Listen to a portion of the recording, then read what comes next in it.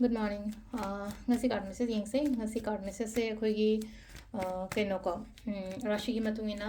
ka trying to kadang thok jarage trying to shite gi shai cha gi rashi pa do khala khala ka mai taro yeng mi narase ko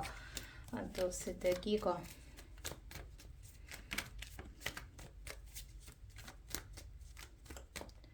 12 cards ko ahan basida le re ani shu basida le re ahum mari manga taruk tarik nipan mapan tara taramathoi taranithoi khoi han ba ko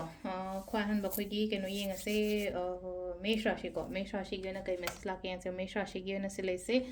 aina pangthoke haina khaliba poto to ko brisha gi jo sitle na ko haidi aina khalla ga leiriba aina ningni ga leiriba adumba mayam do kaino oina to wi ba ha thaba oina pangthok wi ba ko mithun rashi ko pesanu shake ka leino khatang engonda khudong chabu gumba la kani ko aduga sisina karkat rashi gina mating gumba la podo mingonda gi ko aduga sisina khoi gi singa gi su leino ko haidi chamana na haidi mating gumba specially nupi imanabi gumba kai gumba da maina health gumba kai gumba la pod mai oire ko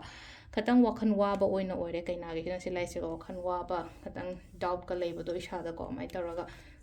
kaino ko sisina khoi gi tula rashi ko mi punba khotpa admana khatang lai ko aduga brichikina yengchan ba khochan ba yam ba do oina oire sida aduga next sisina dhanu gi sina haidi ki gano kemta changes dum la kani ko life to ko haidi aki ba ke ka so map to loin thadu o le na ko thaba ma to matam da ningjing mangjing ga haidi thaba kum to bi da ba haras ne ko aduga next sisina khoi gi kaino ko makkar gi sina haidi proposal or any kind of offer gumba kai gumba mai taro ga lai ko next ko kumbarashi ko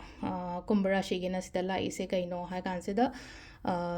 guide kumba kai gumba du maina follow to roga thabak to wibo ko last game minna ko minna gina section lo khatang pesa nung sha oiro oiro ka section khojin na to bu ko pa mother car roi gani ko sida ado sida laire ko khoi gi rashi gi matungina tarot card reading ma'am thank you